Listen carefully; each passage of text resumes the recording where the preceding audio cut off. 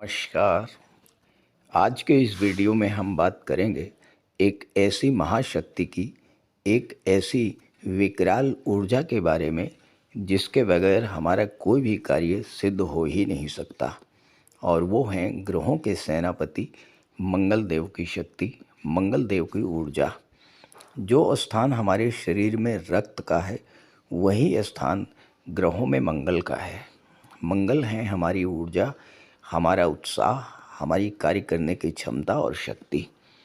यही मंगल 16 जनवरी को अपनी उच्च की राशि मकर में गोचर करेंगे और पूरे 38 दिन तक उच्च की अवस्था में गोचर करेंगे। सूर्यदेव भी 13 फरवरी तक मंगल के साथ गोचर करेंगे और सूर्य के प्रभाव से मंगल अस्त भी रहेंगे। तो यहाँ पर दो विपरीत बातें एक साथ होंगी। मंगल के उच्च के होकर के भी अस्त रहेंगे।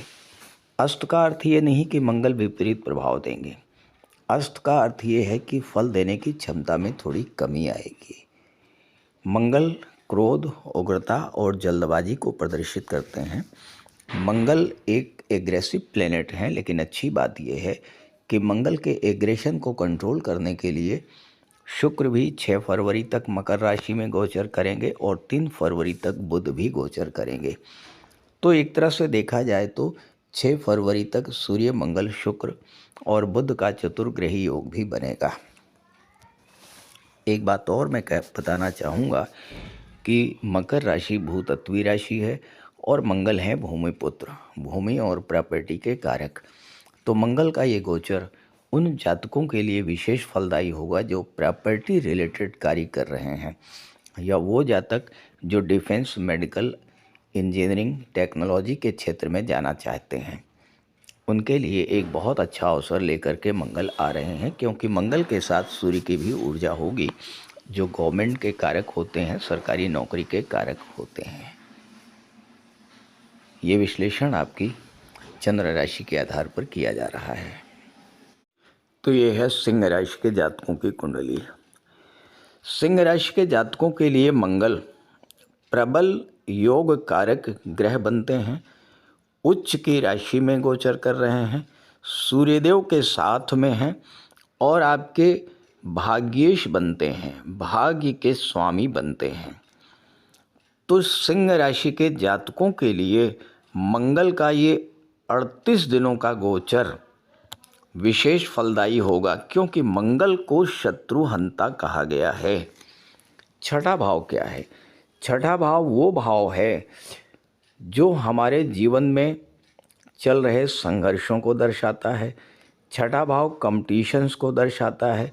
छठा भाव नौकरी को दर्शाता है और छठा भाव एज ए प्रोफेशनल्स को दर्शाता है। साथ ही साथ छठा भाव रोग, ऋण और शत्रुत्व को दर्शाता है। यहाँ पर सूर्य और मंगल दोनों एक साथ हैं। सूर्य और मंगल जब छठे भाव में गोचर करेंगे तो आपके जीवन में चल रहे हर तरह के संघर्ष को समाप्त करेंगे। आपके जीवन में जो भी चैलेंजेज हैं उसे समाप्त करेंगे और हर तरह की कंपटीशन में, हर तरह की प्रतियोगिता में आपको सफलता दिलाएंगे, क्योंकि एक तो छठे भाव में सूर्य मंगल का गोचर है, दूसरी बात मंगल आपके भाग्य के स्वामी हैं, तो भाग्य को भी जागृत करेंगे।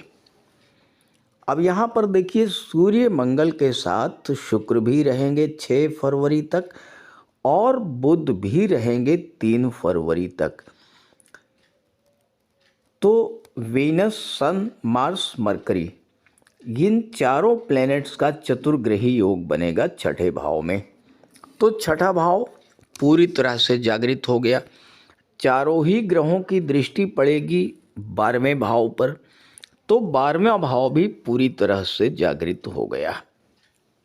आपकी कुंडली में देवगुरु का गोचर लाभ के भाव में है और गुरु की दृष्टि अपनी ही राशि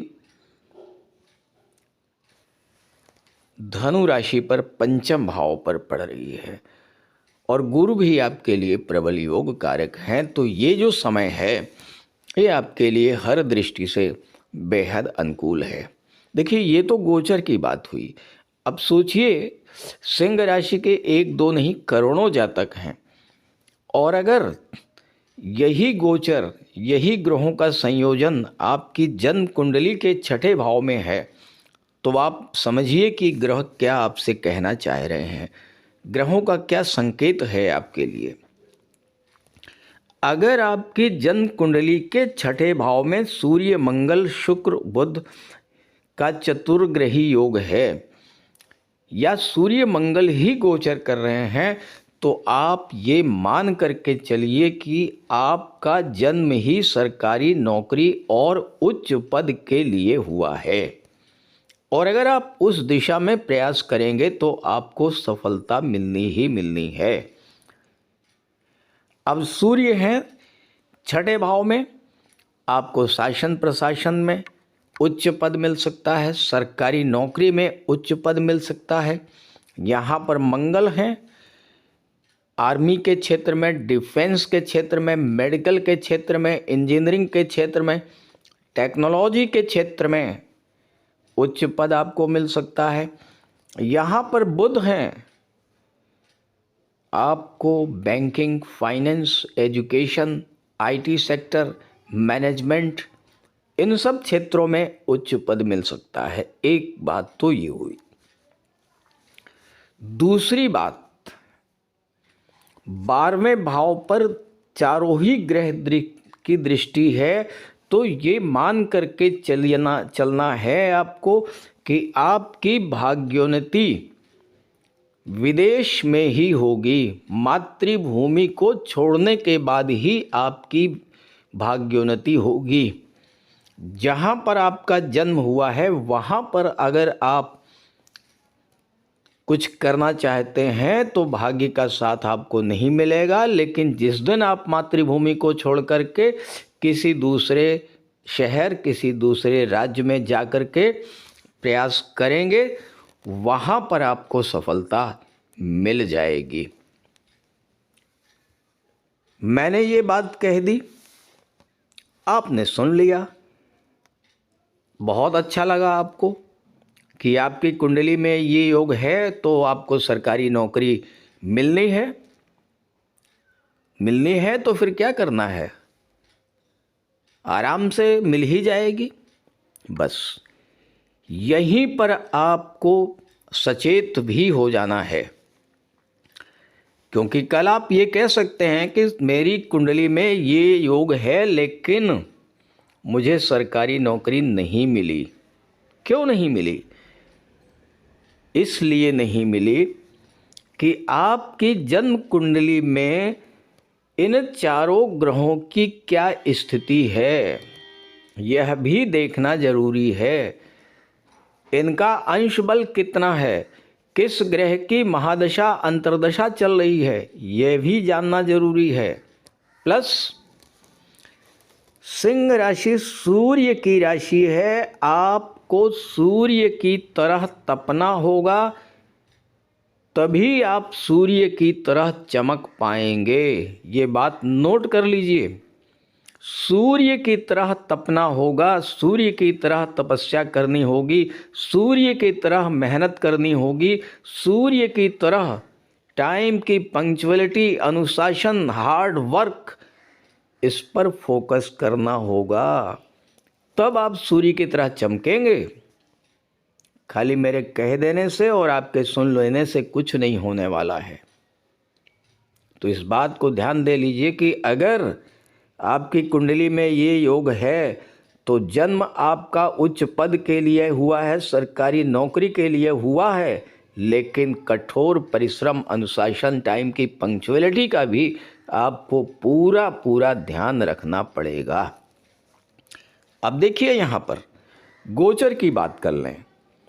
गोचर में मंगल, सूर्य, बुध, शुक्र आपको विदेश लेकर के जा रहे हैं। अगर आपका विदेश जाने का सपना है और वो पूरा नहीं हो पा रहा है, इस समय प्रयास करेंगे, आपको सफलता मिल जाएगी। किसी विदेशी कंपनी में, किसी मल्टीनेशनल कंपनी में आप जॉब की तलाश कर रहे हैं, एफर्ट कीजिए, इस समय आपको सफलता मिल जाएगी। आप डिफेंस की सेवाओं में जाना चाहते हैं, मेडिकल के क्षेत्र में विदेश जाना चाहते हैं, इंजीनियरिंग या टेक्नोलॉजी के क्षेत्र में, आईटी सेक्टर में विदेश जाना चाहते हैं, बेहद अनुकूल समय है आपके लिए। बुध आपकी कुंडली के एकादश भाव और धन भाव दोनों के स्वामी होकर के सूर्य के साथ बैठे हैं, तो आपके 11वें भाव और दूसरे भाव दोनों को प्रकाशित करेंगे।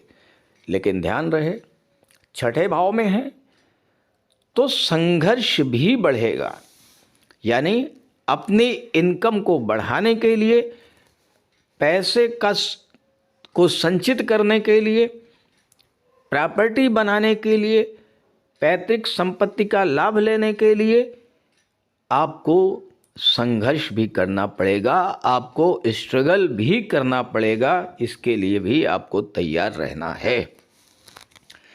छात्रों के लिए बेहद अनुकूल समय है। गुरु लाभ के भाव में बैठ करके पंचम भाव को देख रहे हैं, जो कि शिक्षा का होता है, जो कि संतान का होता है, जो कि आपकी क्रिएटिविटी का होता है। और गुरु अष्टम भाव के भी स्वामी हैं, जो रिसर्च के फील्ड में है, किसी क्रिएटिव फील्ड में है, शिक्षा के क्षेत्र में है और सिंह राशि के हैं। ऐसे जातकों के लिए ये समय बेहद अनुकूल रहने वाला है। मैंने अपने वीडियोस में बार बार बताया है कि अगर शुक्र और बुध का संबंध बने कुंडली में और तीसरे भाव से संबंध बन जाए, तो जो लोग कला के क्षेत्रों से जुड़े हुए हैं, जो लोग फोटो रिलेटेड एरियाज से जुड़े हैं, चूंकि राहु आपके 7वें भाव में बैठे हैं, राहु की दृष्टि 3rd हाउस पर पड़ रही है। राहु क्या है? राहु छाया ग्रह है, फोटो रिलेटेड एरियाज को शो करते हैं।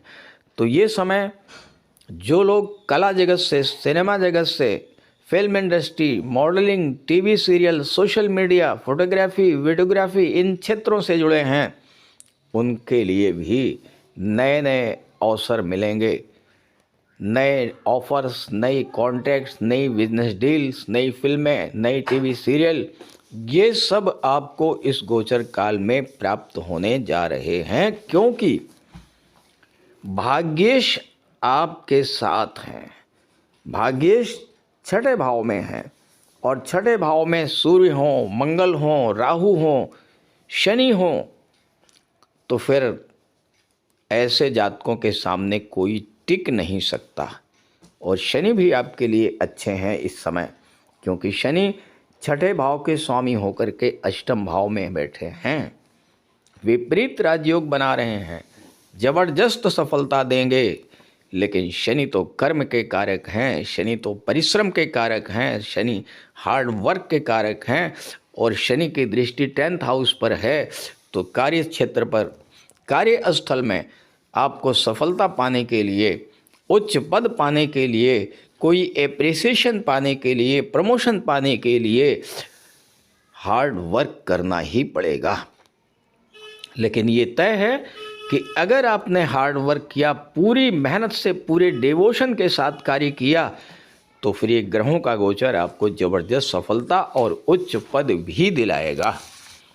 तो इस गोचर का लाभ उठाइए। ये वीडियो, ये जानकारी अपने साथियों को, अपने मित्रों को ज़रूर शेयर कीजिएगा। और अगर आप मुझसे संपर्क करना चाहते हैं, अगर अपनी कुंडली का विश्लेषण कराना चाहते हैं, इसी वीडियो के डिस्क्रिप्शन बॉक्स में मैंने अपना व्हाट्सएप नंबर दे दिया है, आप वहां पर कांटेक्ट कर सकते हैं। इसके अलावा कमेंट बॉक्स में दिए गए किसी भी नंबर पर भूल करके भी कांटेक्ट मत कीजिएगा, स्कैम हो सकता है। एक बार मैं अपना व्हाट्सएप नंबर स्क्रीन पर लिख दे रहा हूं, आप इसको नोट कर लीजिए। 90-581 44-128। तो एक बार आप सभी को फिर से नए वर्ष की बहुत बहुत शुभकामनाएं। नूतन वर्ष में आप सफलता के नए नए सोपान तय करें, इसी कामना के साथ नमस्कार।